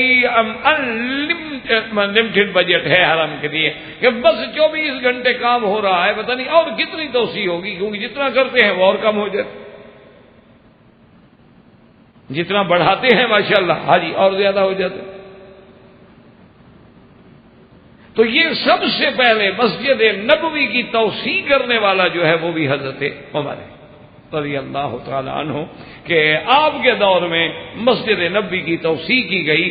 وَأَوَّلَ مَن جَعَلَ الْحَصَى فَرَشَ الْحَصَى، یہ چھوٹی چھوٹی کنکریاں مسجد میں بٹھانا، اس زمانے میں فرشوں کا رواج نہیں تھا نا جی، بالکل یہ تو ابھی تک یعنی کچھ عرصہ پہلے تک مسجد میں مدینہ پاک میں بھی اور مکہ پاک میں بھی جو پلاٹ ہوتے تھے کعبۃ اللہ کے، ان میں چھوٹی چھوٹی کنکریاں ہوتی تھیں، اور خدا کی شان ہے ان کنکریوں میں جو لذت تھی، جو آرام تھا، جو ٹھنڈک تھی، جو سکون تھا، وہ آج تک نہیں ملا۔ خدا کی قدرت ہے۔ اس دور میں ہم چھوٹے چھوٹے پڑھتے تھے، بس کنکریاں کٹھی کی طرح مصلی رکھا، وہ سرانہ بن گیا، سو گئے، اور این صبح اتنی ٹھنڈی ہوتی تھی کہ سبحان اللہ۔ تو بہرحال یعنی حضور صلی اللہ علیہ وسلم کی مسجد کو توسیع دینے والا، سب سے پہلے توسیع دینے والے جو ہیں وہ سیدنا عمر رضی اللہ تعالیٰ عنہ ہیں، جنہوں نے اس کو توسیع کا انتظام کیا ہے۔ تو یہ ساری چیزیں جو ہیں، اچھا اسی طرح اندازہ فرمائیں کہ حضور صلی اللہ علیہ وسلم نے جو حکم دیا تھا اور اس کی تعمیل کرنے والا سب سے پہلا عمر ہے کہ جس نے اخرج الیہود من الحجاز، حضور صلی اللہ علیہ وسلم نے یہودیوں کو نکالا تھا مدینہ منورہ سے، مدینہ منورہ سے نکالا اور ان کو خیبر کی طرف دھکیل دیا تھا، لیکن حضور نے فرمایا تھا کہ ان کو حجاز کی زمین سے بھی نکالا جائے، تو اس پہ سب سے پہلے عمل کرنے والا حضرت عمر ہے کہ اخرج الیہود من الحجاز الی الشام، انہوں نے کہا حجاز کو چھوڑو، نکل جاؤ شام کی طرف۔ تو یہ شرف جو ہے، اور اسی طرح اخرج النصارى من نجران الی الکوفہ، اور مسیحی اور نصرانیوں کو بھی نجران سے نکال کے کوفے کی طرف نکالنے والا سب سے پہلے حضرت عمر رضی اللہ عنہ۔ یہ شرف اولیات کا جو ہے یہ بھی سب سے پہلے حضرت عمر کو رضی اللہ تعالی عنہ۔ اور اسی طرح علماء نے لکھا ہے کہ امیر المومنین ہونے کے باوجود اور خلیفہ رسول عربی صلی اللہ علیہ وسلم ہونے کے باوجود رات کو گشت کا انتظام کرنے والا جو ہے وہ بھی حضرت عمر ہے، کہ خلیفہ رسول اللہ ہے، امیر المومنین ہے، لیکن رات کو گشت کر دیکھ رہا ہے کہ رعایا کس حال میں ہے، کوئی ڈاکو تو نہیں، کوئی چور تو نہیں، اور ایک ایک گلی میں اور ایک ایک کی ضرورت کے احساس کا پورے معلومات ہو رہے ہیں۔ انہوں نے کہا کہ یہ شرف جو تھا یہ بھی سیدنا عمر رضی اللہ تعالی عنہ کو۔ تو یہ کہے جاتے ہیں مصطلحات العلماء میں اولیات عمر۔ اور اسی طرح علماء نے لکھا ہے، یاد رکھیں کہ مقام ابراہیم جو ہے اس کو اپنے ہٹانے میں اور اس جگہ جہاں اب موجود ہے لانے والا سب سے پہلا حضرت عمر۔ یہ مقام ابراہیم یہاں نہیں تھا، یہ تو بالکل کعبے کے دروازے کے پاس تھا۔ مقام ابراہیم جو ہے یہ تو بالکل کعبۃ اللہ کے دروازے کے پاس تھا، وہاں تک کافی عرصے تک نشان بھی بنا ہوا تھا اس جگہ کا، لیکن اس کے بعد چونکہ طوائفین کو رکاوٹ ہوتی تھی اور ان کے لیے مسئلہ بنتا تھا، اور حضرت عمر رضی اللہ تعالیٰ عنہ بھی سوچتے تھے، لیکن یہ بھی فکر کرتے تھے کہ کہیں میرے اس عمل پر کوئی اعتراض نہ کر بیٹھے۔ اللہ کی شان ہے کہ سیل آ گئی اللہ کے حرم میں، اور مقام ابراہیم اپنی جگہ سے سیل جو تھی بہا کے لے گئی، تو سب سے پہلے اس جگہ رکھنے والا حضرت عمر ہے رضی اللہ تعالیٰ عنہ۔ اور اللہ کی شان دیکھیں کہ اللہ کو ایسا منظور ہوا کہ اسی جگہ کے لیے ہمیشہ کے لیے مقرر ہو گئے۔ اب حضرت عمر کا زمانہ بھی دیکھ رہے اور آج تک بھی دیکھ رہے۔ اور آپ کے بعد خدا کی قدرت دیکھیں کہ بہت سارے مسلمان بادشاہوں نے سوچا، انہوں نے خیال کیا کہ اس کو ہم اور پیچھے لے جائیں، تاکہ طواف کا چکر جو آپ دیکھیں نا، آپ عین حج میں بھی اسی مقام ابراہیم پہ آگے ہم پھنستے ہیں کہ لوگ نمازیں شروع کر دیتے ہیں، ماشاءاللہ پکڑ کے کھڑے ہو جاتے ہیں، رکاوٹیں، اور اس کے بعد جناب تو بہرحال بہت سارے بادشاہوں نے سوچا، لیکن جب انہوں نے علماء سے مشورہ کیا تو انہوں نے کہا کہ پھر یہ کھیل نہ بن جائے کہ جو بھی آئے وہ پیچھے ہٹاتا رہے اور پیچھے ہٹاتا رہے، بس اب جب عمر نے رکھ دیا ہے تو اسی جگہ رہے گا۔ تو اللہ تبارک و تعالی نے دراصل حضرت عمر رضی اللہ تعالی عنہ کی اس یادگار کو ہمیشہ کے لیے قائم رکھنا تھا۔ تو یہ بھی اولیات سیدنا عمر رضی اللہ تعالی عنہ ہیں کہ سب سے پہلے یعنی اس کام کے کرنے والا کون ہے؟ وہ عمر۔ اور اسی طرح یاد رکھیں کہ اولیات عمر میں رضی اللہ تعالیٰ عنہ سب سے پہلے حضور کے ساتھ کعبۃ اللہ میں آ کے کھلی عبادت کرنے والا، یعنی یوں سمجھیں کہ کعبے کا در مسلمانوں کے لیے کھولنے والا سب سے پہلا کون ہے؟ عمر۔ کہ ورنہ صحابہ جو ہے وہ کھل کے عبادت نہیں کر سکتے تھے، حضور صلی اللہ علیہ وسلم تو پھر بھی آ جاتے تھے مسجد، لیکن صحابہ جرأت نہیں کر سکتے تھے اپنے گھروں میں چھپ کے، یا حضور کی خدمت میں بیت ام ہانی میں جمع ہو گئے، یا کبھی دار ارقم میں جمع ہو گئے، وہاں حضور سے قرآن سیکھ لیا، وہی کچھ باتیں سیکھ لی، اور پھر آہستہ آہستہ ایک ایک دو دو کر کے منتشر ہو گئے۔ اور جس دن حضرت عمر اسلام لے آئے تو انہوں نے کہا کہ یا رسول اللہ اب مہربانی کریں کہ آپ حضرت حمزہ کو بھی حکم دیں کہ ایک دو صفیں بنا لیتے ہیں، ایک کے آگے حمزہ چلیں گے اور ایک کے آگے میں چلوں گا۔ یہ کیا بات ہے کہ جب ہم حق پر ہیں تو پھر اللہ کے کعبے میں کیوں نہیں عبادت کریں؟ حضور صلی اللہ علیہ وسلم نے فرمایا ٹھیک ہے۔ حضرت عمر سب سے پہلے لے کے جماعت کو بڑے ہیں، اور آپ نے تلوار پکڑی ہوئی ہے۔ فرمایا کہ قریشیوں، جس کو اپنی بیوی کو یہ بیوہ کرنا ہو اور بچوں کو یتیم کرانا ہو، آگے آئے اور عمر سے مقابلہ کرے، ورنہ آج عمر کے اسلام لانے کے بعد اسلام چھپ کر کے، اور اسلام چوری نہیں، اب اسلام کھل کے رہے گا۔ تو یہ شرف جو ہے وہ بھی سیدنا عمر کو ملا ہے۔ اسی طرح بہرحال بہت اولیات ہیں، اگر ہم اس کا تتبع کریں تو نہیں کر سکتے ہیں۔ بہرحال نمونتاً میں نے کچھ باتیں عرض کر دی تاکہ اولیات عمر رضی اللہ تعالی عنہ کا باب جو ہے وہ بھی مناقب کا ایک حصہ بن جائے۔ اور اسی طرح اب ہے ہمارا کہ موافقات سیدنا عمر۔ موافقات سیدنا عمر کا معنی سمجھیں، یہ بڑا اعزاز ہے، یہ ہر کسی کو نہیں ملا، یہ بہت بڑا اعزاز ہے۔ یعنی ای سعادت بزور بازو نیست تا نہ بخشد خدا بخشندہ، یہ سعادت زور سے نہیں ملتی، یہ اسی کو ملتی ہے جس کو اللہ دینا چاہے۔ موافقات عمر کا معنی یہ ہے کہ حضرت سیدنا عمر نے جو فیصلہ زمین پہ کیا، حضور کو جو رائے دی، وہی اللہ نے قبول فرما لی، اس کو کہتے ہیں موافقات عمر۔ یہ کوئی معمولی سی بات نہیں۔ ان موافقات عمر میں اللہ کے قرآن کی جو آیت مبارک ہے جو میں نے تلاوت کی ہے، اسی لیے تلاوت کی تھی کہ کیونکہ ہمارا باب بھی مناقب عمر ہے۔ حضور صلی اللہ علیہ وسلم جب اللہ نے عزت دے دی، جب اللہ نے غلبہ دے دیا، جب اللہ نے نصرت دے دی، تو اب آپ نے مشورہ کیا صحابہ سے کہ بھئی 2 رکعت طواف کے جو اپنے پڑھنے ہیں وہ کہاں پڑھیں؟ اور یہ 2 رکعت جو ہیں یاد رکھیں امام ابو حنیفہ رحمۃ اللہ علیہ کے نزدیک واجب ہیں، اور باقی ائمہ کے نزدیک سنت ہیں، لیکن بس لوگوں کی زبان پہ چڑھ جاتا ہے کہ 2 رکعت نفل میں پڑھ لوں طواف کی۔ نفل نہیں ہوتے ہی، طواف چونکہ نفلی ہوتا ہے تو ذہن یہی کہتا ہے کہ 2 رکعت نفل، حالانکہ 2 رکعت پڑھنا امام ابو حنیفہ رحمۃ اللہ علیہ کے نزدیک واجب ہے، اور باقی ائمہ کے نزدیک سنت ہیں۔ یعنی امام صاحب کے نزدیک ایک دفعہ نہیں پڑھے تو جب یاد آئے پڑھنے ہوں، حضور صلی اللہ علیہ وسلم نے رائے دی صحابہ سے کہ بھئی کون سی جگہ ہم معین کر لیں تاکہ طواف سے فارغ ہو کے آدمی نے 2 رکعت جو ہے ایک مقام معین کر دیا جائے. ہر صحابی نے اپنی رائے دی. حضرت عمر رضی اللہ تعالی عنہ سے جب حضور نے پوچھا کہ عمر تمہاری کیا رائے ہے، تو حضرت عمر نے کہا کہ یا رسول اللہ اگر آپ مجھ سے پوچھتے ہیں نا تو میں کہتا ہوں کہ مقام ابراہیم کو مصلی بنا لیں، کیونکہ یہ کعبہ بھی ابراہیمی، بناء ابراہیمی، دین بھی ابراہیمی، ملت بھی ابراہیمی، اور اسی پتھر پہ کھڑے ہو کے سیدنا ابراہیم علیہ السلام نے یہ کارنامہ انجام عطا فرمایا ہے. تو جب حضرت عمر نے یہ رائے دی، اللہ تبارک و تعالیٰ کا قرآن بھی نازل ہوا کہ واتخذوا من مقام ابراہیم مصلی. اللہ نے فرمایا کہ میرے نبی ہمیں عمر کی رائے منظور. اور اس سے اصل مسئلہ سمجھے، حضور کی حدیث مبارک ہے کہ من سن سنتن حسنتن، جو بندہ کسی اچھے کام کی ابتدا کر دے، اس کام پہ جو قیامت تک لوگ عمل کریں گے، اس ثواب میں حصہ جو ہے اس ابتدا کرنے والے کو ملے گا.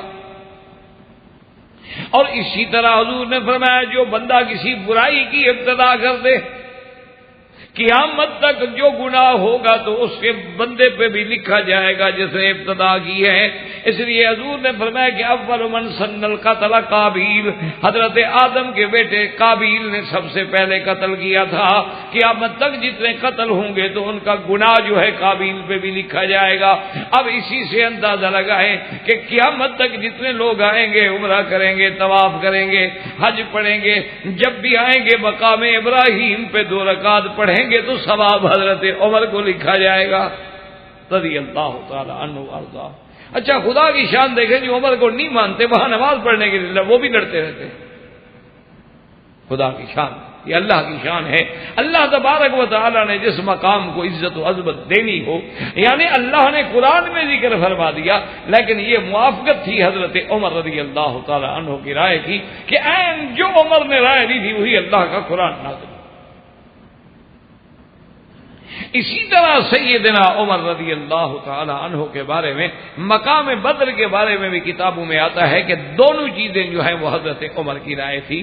ایک تو سب سے پہلے جب حضور صلی اللہ علیہ وسلم نے بدر سے نکل کے قافلے کے لیے ابو سفیان کے قافلے پہ حملہ کرنے کا ارادہ کیا تو اس میں جب آپ نے مشورہ دیا تو کچھ لوگوں نے کچھ مشورہ دیا، کچھ نے کچھ مشورہ دیا.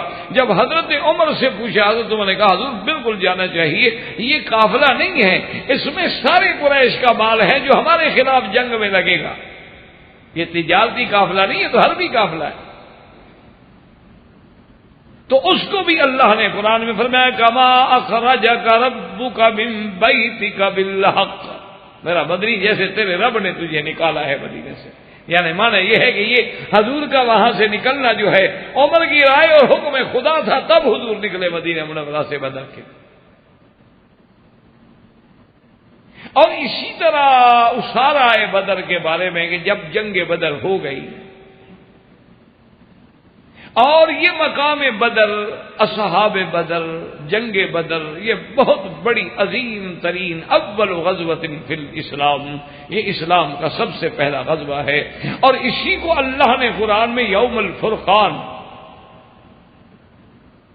اور اس واقعے کو اللہ نے قرآن میں جتنی تفصیل سے بیان فرمایا ہے، کوئی معمولی سی بات تو نہیں کہ حضور نے فرمایا کہ اصحاب بدر سے کہ ان اللہ اطلع الی اہل بدر، اللہ نے بدر والوں کی طرف نظر فرمائی اور فرمایا اعملوا ما شئتم فانی قد غفرت لکم، جاؤ بدر والے جو مرضی آیا کرو تمہاری بخشش ہو گئی.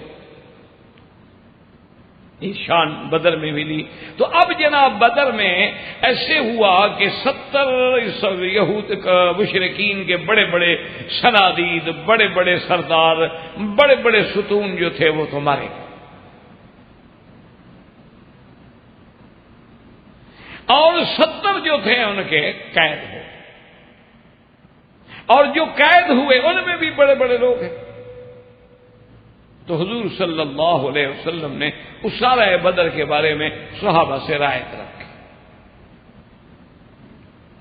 کیونکہ اسارہ بدر کے بارے میں اب یہ بات ہو سکتی تھی کہ یا تو بھئی ان کو ہم چھوڑ دیں، کچھ بھی نہ لیں، چھوڑ دیں،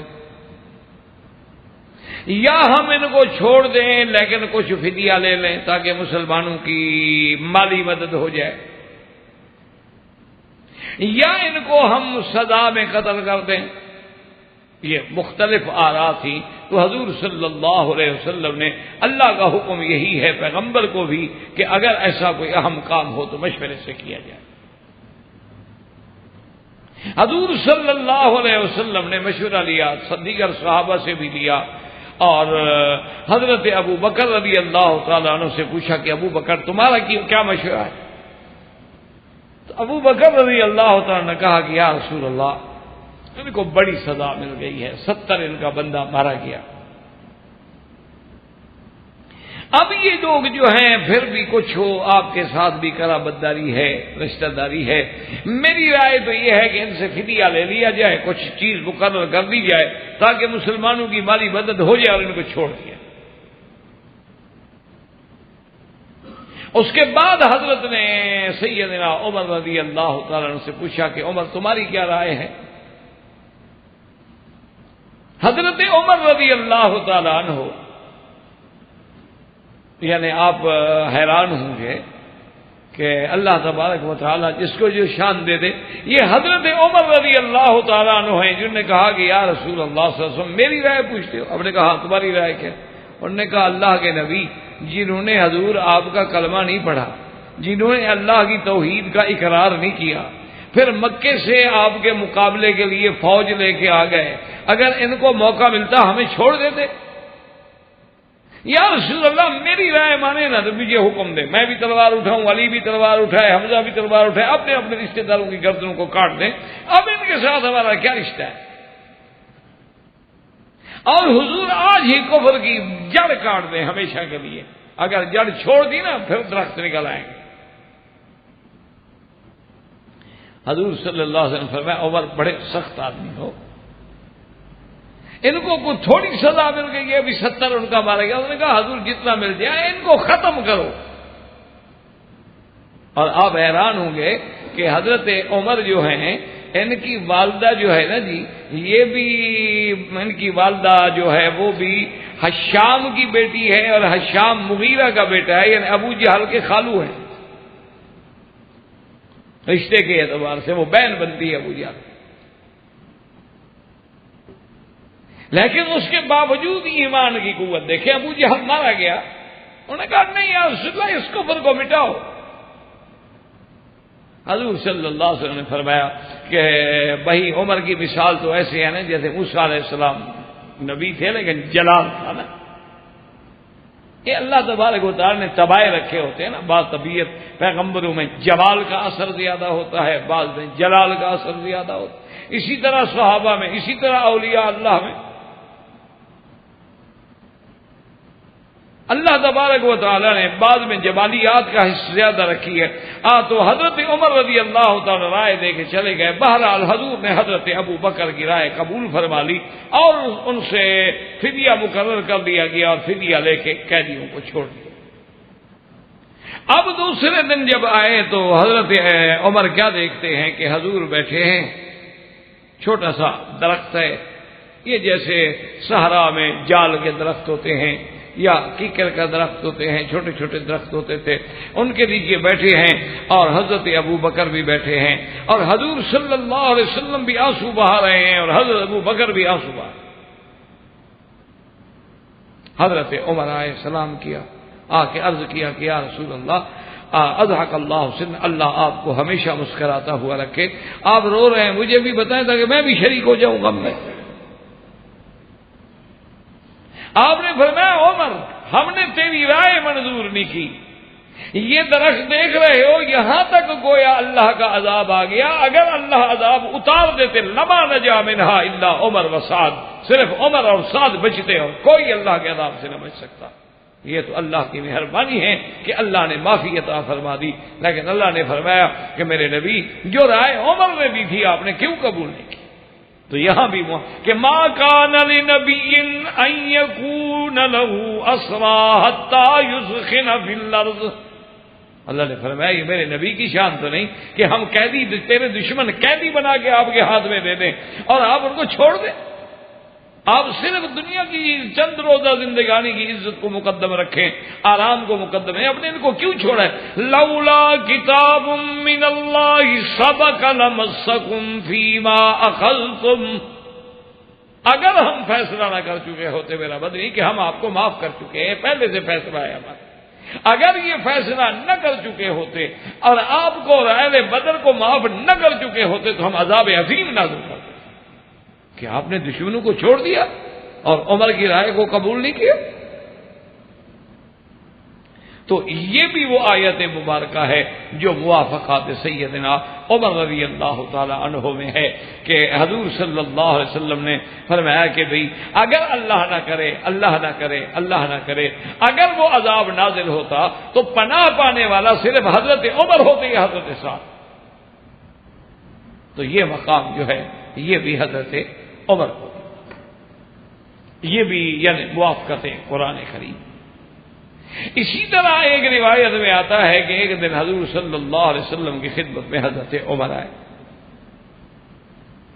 انہوں نے کہا کہ یا رسول اللہ یدخل علی نسائک البر والفاجر، حضور یہ آپ کے گھر میں اچھے لوگ بھی آتے ہیں، ہر بندہ تو حضرت اچھا نہیں ہوتا، کسی میں کوئی کمزوری ہوتی ہے، آپ کے گھر میں آنا، آپ کی بیویوں کے پاس آنا اور پردہ کوئی نہیں، حجاب کا حکم کوئی نہیں، یا رسول اللہ میری غیرت قبول نہیں کرتی، یا رسول اللہ میری غیرت نہیں برداشت کرتی کہ اللہ کے نبی کے گھر میں پردہ نہ ہو، حضور کی بیویاں گھر سے باہر جائیں قضاء حاجت کے لیے بغیر پردے کے، اور پھر حضور آپ کے گھر میں ہر آدمی آئے اور سوال کرے اور کھانا کھائے اور داخل ہو اور بیٹھ جائے، میری غیرت تقاضا نہیں کرتی۔ بی بی زینب کو تو غصہ آ گیا، انہوں نے کہا عمر تم کون ہو ہم پہ روک ڈالنے والے؟ یہ اللہ کے نبی کا اور ان کی بیویوں کا مسئلہ ہے، آپ کو زیادہ غیرت آ رہی ہے۔ اللہ نے اسی وقت قرآن نازل کر دیا کہ یا ایھا النبی قل لازواجک وبناتک ونساء المؤمنین یدنین علیہن من جلابیبہن، اللہ نے فرمایا میرا نبی میرے پیارے محمد مصطفیٰ صلی اللہ علیہ وسلم ازواج کا اپنی بیویوں سے بھی کہہ دیں، اپنی بیٹیوں سے بھی کہہ دیں، ایمان والوں کی عورتوں سے بھی کہہ دیں کہ اپنے اوپر گھونگھٹ ڈالیں، پردہ ڈالیں، بغیر پردے کے نہ نکلیں۔ اسی طرح حکم آ گیا کہ فلا کہ کوئی چیز پوچھنی ہو تو من وراء حجاب، پردے کے بغیر نہیں، ختم۔ تو جو عمر نے رائے دی تھی اللہ نے قرآن نازل کر دیا، اور حجاب کا حکم جو ہے وہ قیامت تک کے لیے نافذ ہو گیا کہ اب نبی کی بیوی بھی ہے تب بھی پردہ کرے گی، اور اللہ کے نبی کے گھر کے اندر بھی کوئی غیر محرم اور غیر اجنبی جو ہے وہ داخل نہیں ہو سکتا۔ یہ شرف جو ملا ہے یہ بھی سیدنا عمر رضی اللہ تعالی عنہ کو ملا ہے کہ آیت حجاب جو اتری تو یہ بھی موافقات عمر میں ہے رضی اللہ تعالی عنہ وارضاہ۔ اور اسی طرح علماء نے لکھا ہے کہ حضرت عمر رضی اللہ تعالیٰ عنہ ان لوگوں میں ہے نا جنہوں نے زندگی ماشاءاللہ ایسی گزاری ہے کہ آپ کو شراب سے بڑی نفرت، آپ نہیں پسند کرتے تھے کہ کوئی آدمی شراب پی، اور ساتھ اللہ سے دعا بھی کرتے تھے کہ اللہ بھی یہ شراب کے بارے میں کوئی حکم نہیں آ رہا۔ تو سب سے پہلی آیت اتری يسألونك عن الخمر والميسر قل فيهما إثم كبير ومنافع للناس وإثمهما أكبر من نفعهما۔ اللہ نے فرمایا کہ میرے محبوب آپ سے لوگ پوچھتے ہیں شراب کے بارے میں کہ شراب کیا ہے، حلال ہے حرام ہے۔ شراب میں فائدے تو ہیں لیکن گناہ بڑا ہے۔ فائدہ تو ہے، کوئی بیمار ہو فائدہ ہے، کوئی سردی وردی کا حملہ ہو جائے تو اس میں فائدہ ہے، بعض چیزوں میں فائدہ مند ہے، لیکن فائدہ کیا ہوا کہ نفع تھوڑا ہو اور گناہ زیادہ ہو تو نفع کو آدمی کیا دیکھے۔ جب یہ آیت آئی تو لوگوں نے کہا کہ عمر آیت تو آئی، انہوں نے کہا نہیں اللہم بین لنا بیانا شافیا، اللہ میاں مہربانی فرماؤ کوئی کھول کے حکم دو۔ اس میں تو لوگ دونوں باتیں سمجھے گا نا کہ بھئی حرام تو نہ ہوئی نا، کہ بھئی گناہ والی چیز تو ہے لیکن فائدہ بھی ہے، تو کہیں گے ہم فائدہ کیوں نہ اٹھائیں۔ اللہم بین لنا بیانا شافیا، یا اللہ کہ خبر میں شراب کے بارے میں کوئی خصوصی حکم نازل فرما۔ اس کے بعد آیت اتری کہ یا ایھا الذین آمنوا لا تقربوا الصلاة وانتم سکارى، اللہ نے فرمایا ایمان والو نشے کی حالت میں نماز کے قریب نہ آؤ. کہ آدمی نے نشہ ہے، اس کو تو پتہ نہیں میں کیا پڑھ رہا ہوں، اس کو پتہ ہی نہیں کہ میں کعبے کی طرف متوجہ ہوں یا ادھر کھڑا ہوں. نشے والے کا کیا بتا ہوتا؟ وہ مسل مشہور ہے نا کہ 3-4 نشائی ان کو ایک دن خیال آ گیا کہ ہم بھی نماز پڑھیں. ہوتا تو موڈ ہے نا نشائی لوگوں کا. خیر جی وضو شروع کر کے ایک مسجد میں آ گئے، وقت تھا نہیں تھا، اپنی شروع ہو گئے نماز میں. ایک بندہ جو گزرا، 2-4 بندے آئے، انہوں نے دیکھا پتہ نہیں کہ، انہوں نے کہا بھائی نماز ظہر کی نماز ہو گئی ہے. ایک نے کہا کہ بھائی پتہ نہیں ہوئی ہے، میں تو پڑھ رہا ہوں. نشے میں تھا نا بیچارہ. دوسرے نے کہا بے وقوف تم نماز میں کھڑے ہو، نماز میں بولنا جائز نہیں. تیسرا کھڑا کہنے لگا اچھا ہوا کہ میں نے بات نہیں کی، یہ دونوں بے وقوف بول رہے ہیں. تو نشے کا تو پھر یہ حال ہوتا ہے نا. تو انہوں نے کہا کہ اللہم بین لنا بیانا شافیا، اللہ کو واضح بیان فرماتی. یہ آیت آ گئی کبھی نماز کی حالت میں نہ ہو. اب صاف بات ہے کہ جو ظہر کو پیے گا ڈرے گا عصر کیسے پڑھوں، عصر کو پیے گا ڈرے گا مغرب کیسے پڑھوں، مغرب کو پیے گا تو ڈرے گا عشاء کیسے پڑھوں. تو اب لازمی چلو رات کو کسی نے پی لی تو پی لی، لیکن باقی ٹائم جو تھے وہ تو بچ گئے. حضرت عمر کو کہا کہ حضرت عمر ماشاءاللہ آئے دعا کیوں نہیں کرنا، اللہم بین لنا بیانا شافیا، اللہ میاں اس میں واضح حکم نے. حضرت عمر دعا مانگتے رہے، آخر اللہ نے حکم جاری کر دیا کہ حرم علیکم الخمر، اللہ نے خمر کو حرام کر دیا ہے، اور اس کا ایک قطرہ بھی حرام ہے، ایک گلاس بھی حرام ہے، ایک من بھی حرام ہے، اور اتنا بڑا حرام ہے، اتنا بڑا نجس ہے کہ انجس الاشیاء ہے کہ صحابہ نے جو پوچھا تو انہوں نے فرمایا جن برتنوں میں ان برتنوں کو بھی توڑ. تو جب آیا تو حضرت عمر مطمئن ہو گئے، کہا کہ الحمدللہ اللہ تیرا شکر ہے کہ تو نے اس مسئلے کو واضح فرما دیا. تو اس لیے علماء نے لکھا ہے کہ حرمت خمر کا جو حکم ہے وہ بھی موافقات عمر میں ہے. اچھا ایمان سے اندازہ کریں کہ اس آیت کے آنے کے بعد کتنے مسلمان بچے اور قیامت تک کتنے بچیں گے شراب سے. تو ان سب کو شراب سے بچنے والوں کو، اس حرمت پہ عمل کرنے والوں کو جو ثواب ہے اس کی ابتدا حضرت عمر پہ بھی جائے.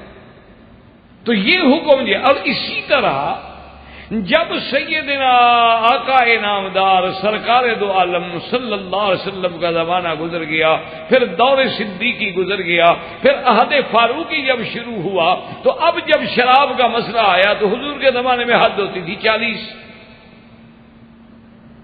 اچھا وہ 40 کی حد بھی کیا ہوتی تھی کہ کسی نے تو رومال جو ہے نا ایسے بیت بنایا مار دیا، کسی نے کوئی ہاتھ میں بیت تھا وہ اٹھا کے مار دیا، کسی کے ہاتھ میں کوئی چھوٹی سی لکڑی تھی وہ مار دی. یہ باقاعدہ کوڑے شوڑے نہیں مارے جاتے تھے. اچھا وجہ کیا ہے کہ شریف آدمی کے لیے تو اتنی بات ہی کافی تھی کہ اس کو شراب میں حد لگی ہے، اس کے لیے تو یہی بات موت بن جاتی تھی. ایک شریف آدمی، اب دیکھو نا جی کہ ایک بدماش آدمی کو 10 دفعہ جیل میں بھیج دے، وہ جب نکلے نا تو سپرنٹینڈنٹ کو سلام کر کے آتا ہے کہ جناب میں بہت جلد پھر حاضر ہوں گا. اور شریف آدمی کے لیے تو عذاب بن جاتا ہے. اللہ تبارک و تعالیٰ معاف فرمائے. اللہ تبارک و تعالیٰ کسی شریف کو ایسے جہنم میں نہ دنیا میں لے جائے نہ آخرت میں لے جائے. لیکن ایک برے آدمی کے لیے کیا ہوتا ہے، وہ ہمارے علاقوں میں ایک بہت بڑا ڈاکو تھا اور بڑا خطرناک قسم کا آدمی تھا. تو مجھے کسی نے کہا کہ پولیس نے اس پہ ریڈ کیا ہے اور اس کو بڑا تشدد کیا ہے پولیس نے. تو بہرحال اتفاق یہ ہوا کہ میں اسٹیشن سے اترا تو وہ بھی آگے کھڑا تھا، اور وہ جناب پگڑی شگڑی بڑی اور ٹھاٹ باٹ اور لباس شباس اور ساتھ 2-4 گنڈے اور بھی. تو چونکہ ہماری قوم سے تعلق رکھتا تھا تو اس لیے وہ بھی مجھے سلام کرتے تھے. تو وہ مجھے آگے ملا تو میں نے کہا یار مجھے بڑا افسوس ہے، سنا ہے کہ پولیس نے آپ سے تشدد کیا ہے، کیا کیا؟ کہنے لگا مکی صاحب آپ شریف لوگ جو ہوتے ہیں نا آپ کو اللہ میاں نے عزت دی ہوتی ہے اتنی تولے کے برابر، ہمارے پاس تو منوں کے حساب سے عزت ہے. میں نے کہا کیا مطلب؟ انہوں نے کہا جی میں ابھی آپ کو دھکا دے دوں سارے پاکستان میں ہل جائے گا مکی صاحب کو مارا گیا، مکی صاحب کو مارا گیا، مکی صاحب کو مارا گیا. جناب گر گئے، ٹوپی گر گئی، مٹی پہ پڑے تھے، اٹھانے والا کوئی نہیں تھا. مجھے پولیس والے روز مارتے ہیں، شام کو پھر کپڑے پہن کے ہم آ جاتے ہیں. ہمارا کیا بگڑتا ہے؟ ہمارے پاس تو منوں کے حساب سے عزت ہے نا. آپ کی عزت ہوتی ہے تھوڑی سی دھکے سے بھی ختم.